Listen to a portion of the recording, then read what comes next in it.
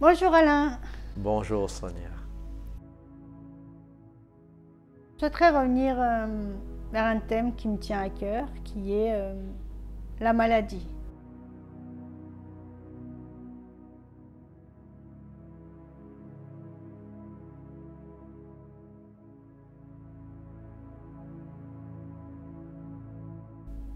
Je voudrais savoir comment on tombe malade. Est-ce qu'il y a une connexion entre notre corps, la maladie, notre état mental?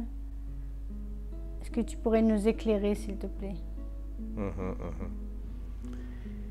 Alors, plutôt que du comment, voyons le pourquoi. Tout est lié.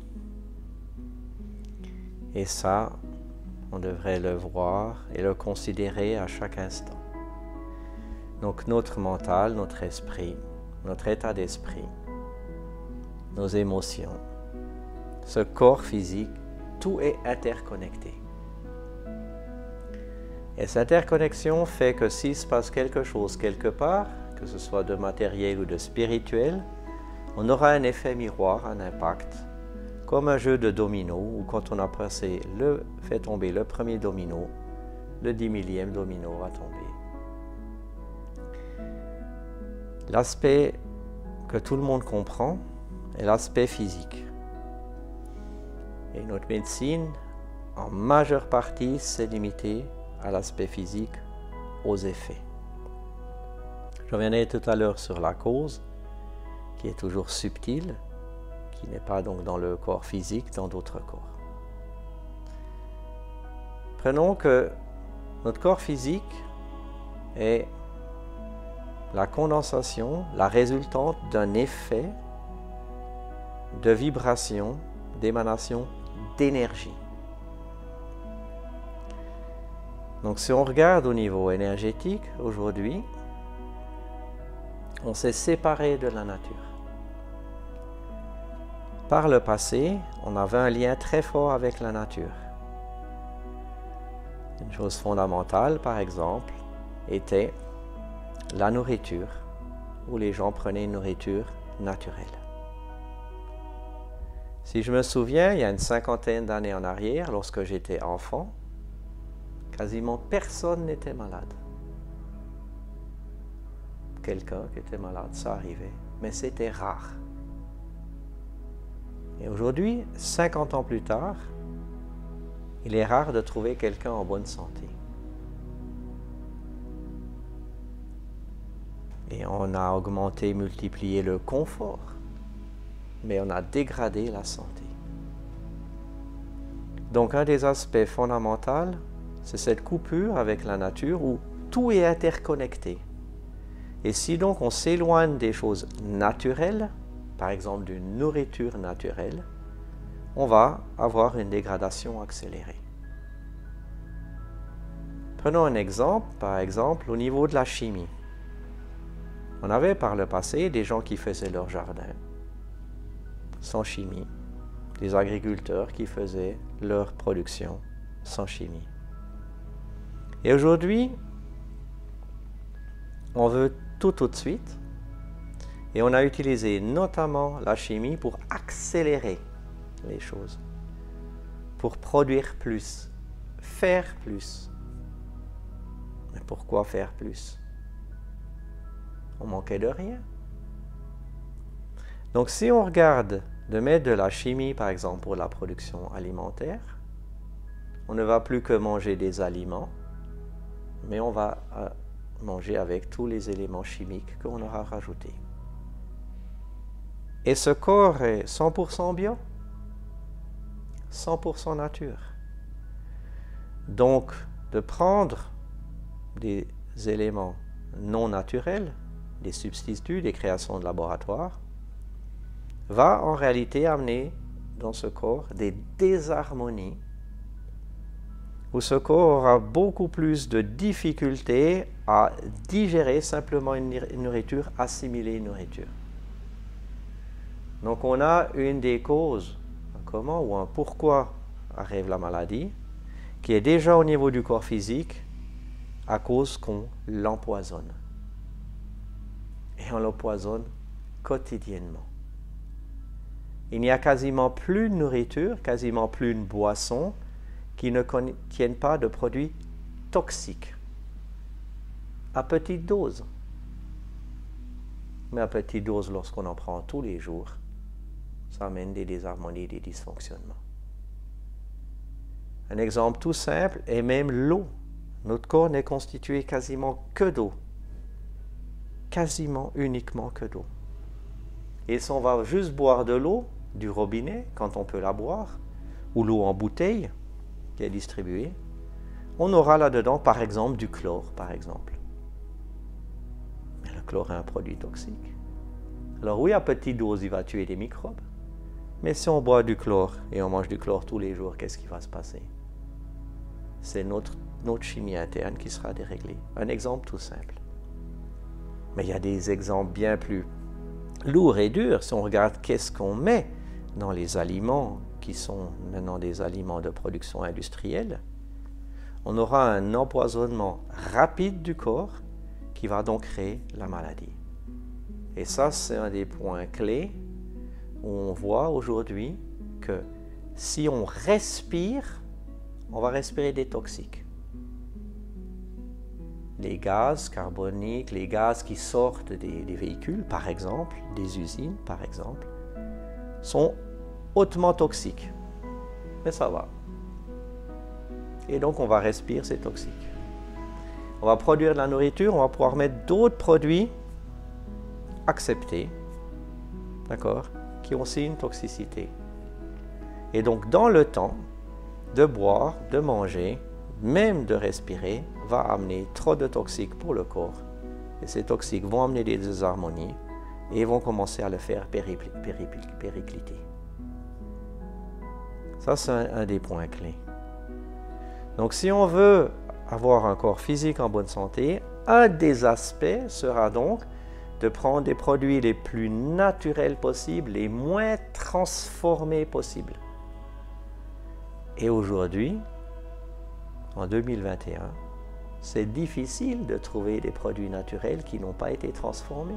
Alors justement, est-ce que tu pourrais nous donner des conseils d'alimentation, de produits, d'eau? Quel type d'aliments on pourrait manger? Est-ce qu'il faut les cuisiner, les manger crus? Est-ce qu'il faut donc pour avoir de l'eau qui nous convienne, comment je peux m'en procurer? Excellente question. Je vois des gens qui se sont spécialisés, par exemple, dans la diététique, par exemple, d'accord? Des gens qui ont là des spécialisations, qui ont fait même des années d'école. Je viens simplement aux choses basiques. La nourriture doit être pure, propre.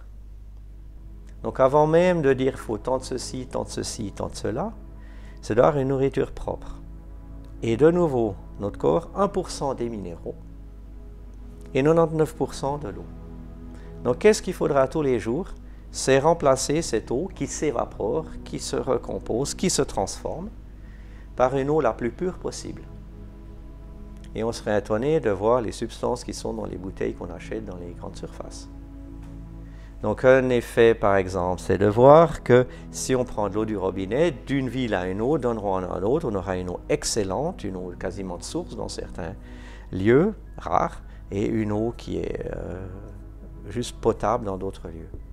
Pour s'assurer une bonne consommation d'eau, c'est de boire au moins 1 à 2 litres d'eau par jour. Et le plus simple, si on veut être sûr, c'est d'avoir purifié son eau soi-même. Filtrer l'eau. J'ai parlé du chlore il y a quelques minutes. Si on a par exemple des filtres simplement à charbon actif, le charbon actif va supprimer le chlore, va capter le chlore par exemple. Donc on peut trouver par exemple des filtres, des fontaines à eau, des systèmes ou professionnels qui vont purifier l'eau.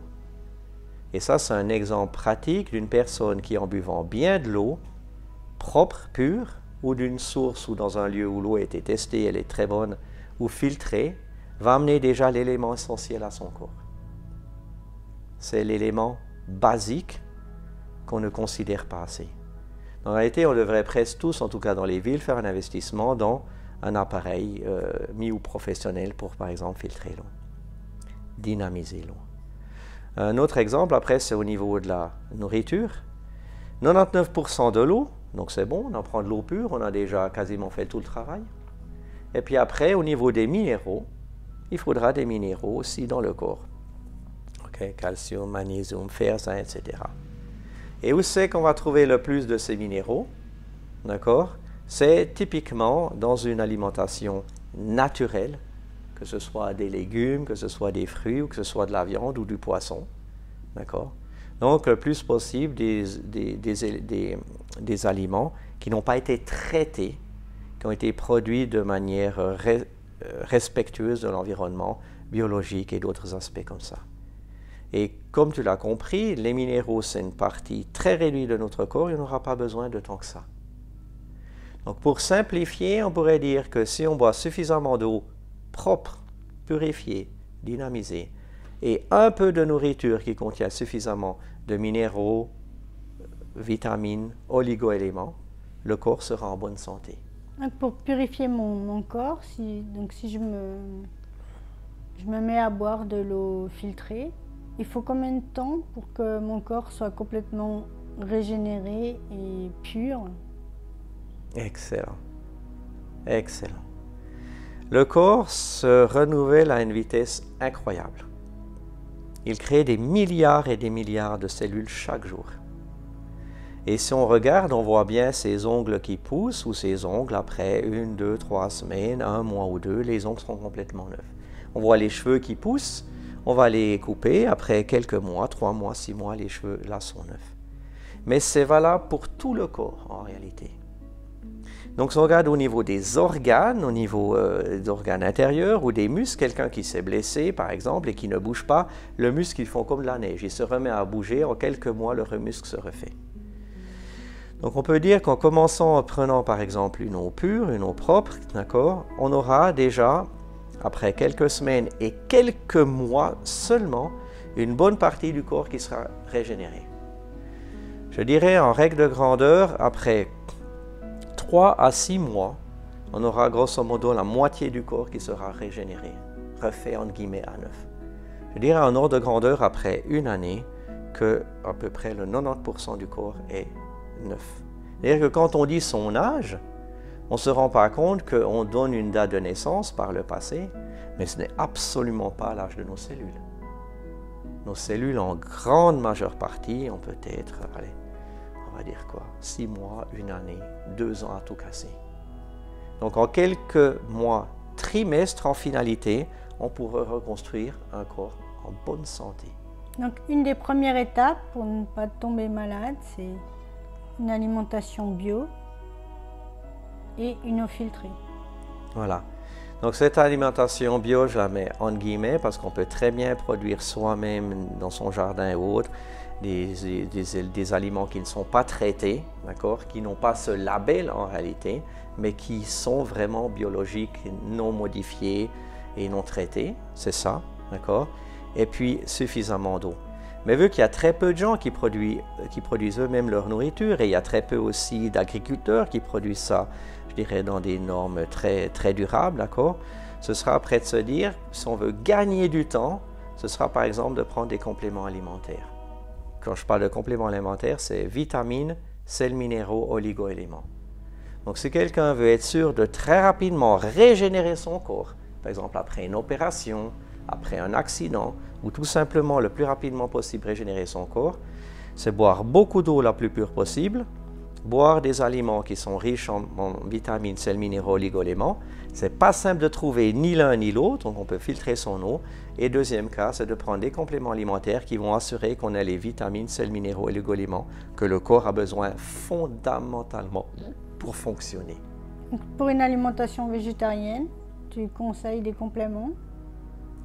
Je dois dire que dans ma compréhension des produits qui sont livrés sur le marché aujourd'hui, pour être en bonne santé, hormis si on vit à la campagne, je conseille vraiment de prendre des compléments alimentaires pour rester en bonne santé, quelle que soit son alimentation, végétarienne ou pas.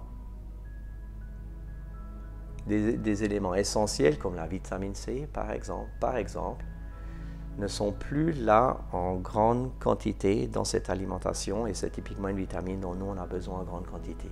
cause l'oxydation. Donc là, c'est la première partie pour ne pas tomber malade. J'imagine qu'il y a d'autres étapes, que ce soit peut-être mentale, spirituelle. C'est ça. Et là, on arrive vraiment dans la chose principale. Maintenant, on a parlé du hors-d'œuvre, de l'apéritif.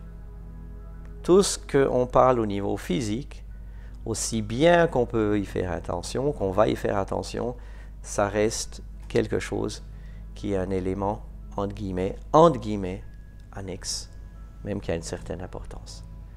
L'élément fondamental, c'est notre être. Notre être est subtil. Notre être est immatériel.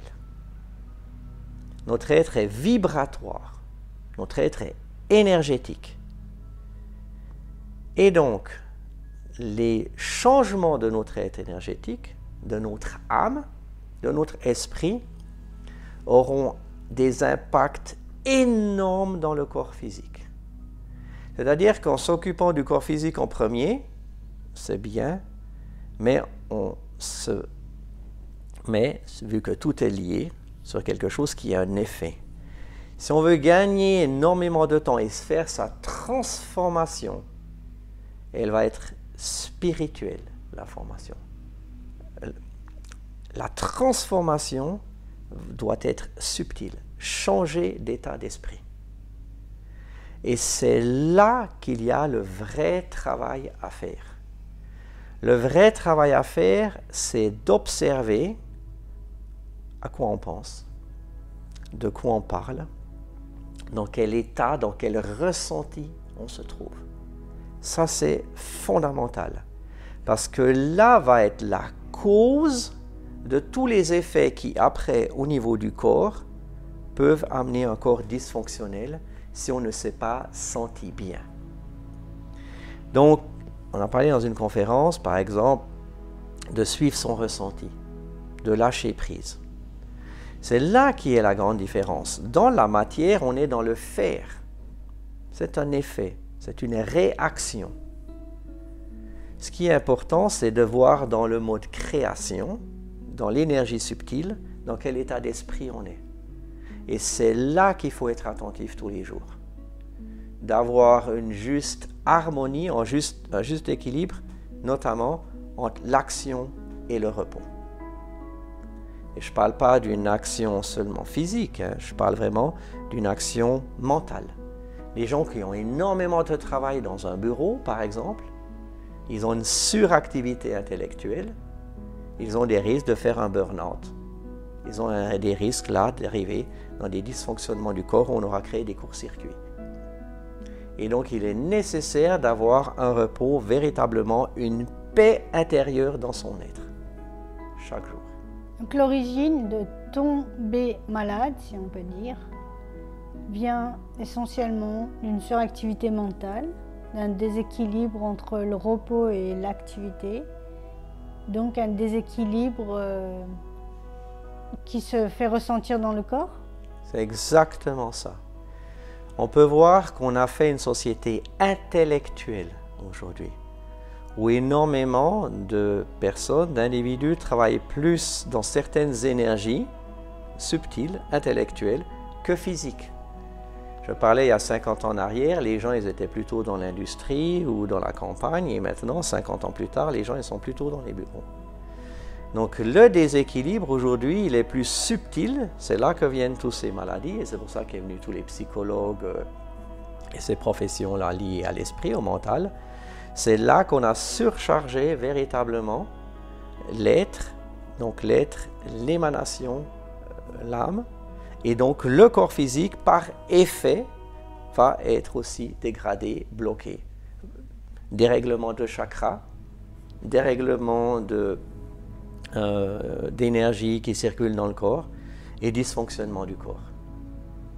Donc l'apprentissage qu'il y a à faire pour être en bonne santé, c'est un apprentissage où on devra non plus seulement observer qu'est-ce qui se passe dans ce corps physique, ce qui est très intéressant, mais c'est d'observer, de voir qu'est-ce qui se passe dans son mental, dans ses émotions. Et il faudra chaque jour du repos pour récupérer émotionnellement, psychiquement, de tension, de stress, de désharmonie. Pas 2 fois par année à Noël et puis en été faire une pause ou un break. le break, il doit être quotidien. Si on va se reposer le soir, il faut complètement se laisser aller, lâcher prise. Le matin, commencer les journées calmement, mentalement, psychologiquement, émotionnellement, calmement. Donc quand on dit le mal a dit, est-ce qu'on pourrait développer un peu plus sur l'interprétation des douleurs dans le corps? C'est-à-dire que je me lève, j'ai un genou qui me fait mal. Est-ce que cette maladie, c'est un message? Tout à fait, tout à fait. On trouve une excellente littérature sur la maladie où il va là lier chaque mot, d'accord, à une cause subtile, d'accord? Mais plus simplement, c'est vraiment ça. C'est de se dire, lorsque le corps amène des douleurs, des dérèglements, c'est une alarme. Il faut surtout, pour moi, pas prendre un antidouleur, parce que l'antidouleur va enlever l'alarme. L'alarme, la douleur qui vient dans le genou, par exemple, au dos ou ailleurs, est juste pour dire que là, momentanément, il y a une surcharge, un dérèglement, une désharmonie. Et donc, c'est là qu'il faut être attentif. Il faudra faire un changement dans son fonctionnement quotidien. Parce que si on va refonctionner comme on a fait les dernières journées, mois et années, ce dysfonctionnement va devenir chronique. Et puis, dans le pire des cas, il faudra après changer, remplacer un genou, une vertèbre ou un disque intervertébral et des choses comme ça. Donc, le corps, lorsqu'il amène une douleur, un dysfonctionnement, c'est le moment idéal de se dire « Ah, là, je ne suis pas allé dans mon bien-être où mon âme m'appelle, où ce que moi j'ai des aspirations, je m'en suis éloigné. Attention, il faut que je retrouve mes aspirations premières et que je les satisfasse. » Parce que nos aspirations viennent véritablement pour se réaliser, nos aspirations viennent pour se réaliser sur Terre. Et si on ne les suit pas, vont comme venir des règlements, des blocages, aussi physiques, parce que là, notre âme n'a plus besoin de ce véhicule-là pour faire cette expérience qui ne correspond pas à son attente. J'aimerais profiter de ton expertise, si je peux me permettre. Il y a quelques années, j'ai eu une douleur au bras, et puis au fur et à mesure du temps, mon épaule s'est complètement gelée. Et donc, cette douleur, elle est apparue du jour au lendemain, et elle a disparu du jour au lendemain. Donc, je n'ai pas fait un accident, je n'ai pas eu une suractivité sportive. Est-ce que tu pourrais peut-être nous donner l'origine? Est-ce que ça viendrait des émotions? Est-ce que ça pourrait venir de mon père, de ma mère? Oui. Alors, c'est comme ça. En ce qui me concerne, j'ai là au niveau, par exemple, des bras et des épaules, des petites, je dirais, explications. Ou par exemple, dans mon fonctionnement, quand quelqu'un vient me dire qu'il y a des problèmes dans le côté droit, bras droit, épaule droite, il y a quelque chose au niveau familial qui ne va pas jouer comme elle l'entend. Au niveau gauche, ce sera l'environnement, typiquement au niveau travail. Dans ton cas là, mon explication à toi, c'est quand tu as eu des problèmes dans le bras, il y a quelque chose qui ne se réalisait pas au niveau familial. D'accord? Et puis après, quand ton épaule s'est gelée, c'est venu un point tel où vraiment ça n'allait plus se réaliser au niveau familial. Moi, c'est comme ça que je le comprends. Et donc là, il y a pour moi, vu que cette douleur a disparu, dans ta vie de tous les jours, il y a eu une coupure avec cette problématique familiale. Quelque chose qui pour moi ne pouvait pas se réaliser dans ma compréhension. Et donc après, tu as quelque chose qui s'est changé ou que tu as changé au niveau familial. Ça peut être avec l'époux, en tout cas c'est quelqu'un de très proche, d'accord, parents, sœurs ou frères ou comme ça, qui s'est résolu ou que toi tu as résolu ou ça s'est résolu tout seul. Donc oui, pour moi clairement, quand on aura une douleur, que ce soit à l'épaule, au bras ou n'importe où ailleurs, la raison n'est pas au niveau de ce corps, mais elle est au niveau de la conductrice, du conducteur de ce corps, qui actuellement vit une expérience qui ne correspond pas à ses souhaits, à ses désirs, à ses objectifs. Donc ce n'est pas mécanique. Tout à fait. Dans ma claire compréhension, rien n'est mécanique, dans le sens où on l'a appris. Pour moi, tout est une mécanique quantique. Et même Albert Einstein a expliqué que tout est énergie. Et si tu vas voir au CERN, les particules, la matière, n'est que de l'énergie en vibration.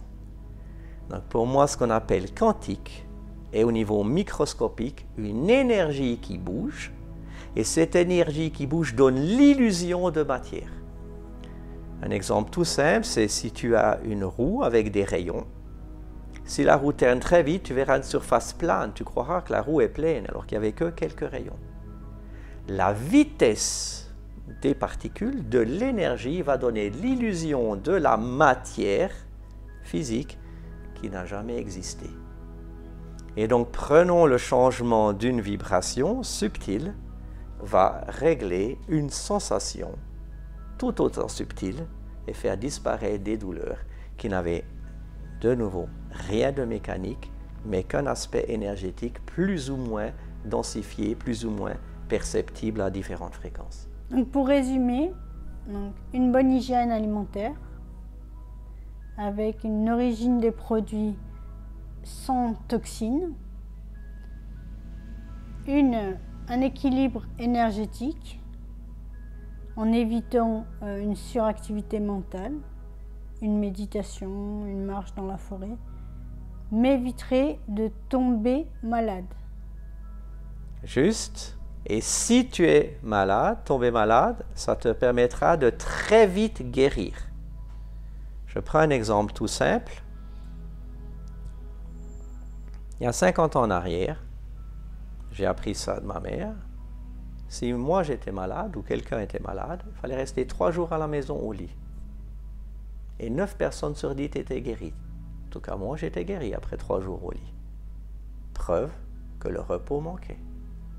Aujourd'hui, si quelqu'un est malade, au lieu de rester 3 jours au lit, il va prendre peut-être l'une ou autre substance pour oublier qu'il a des douleurs, qu'il est malade, il va courir la même chose que les autres journées.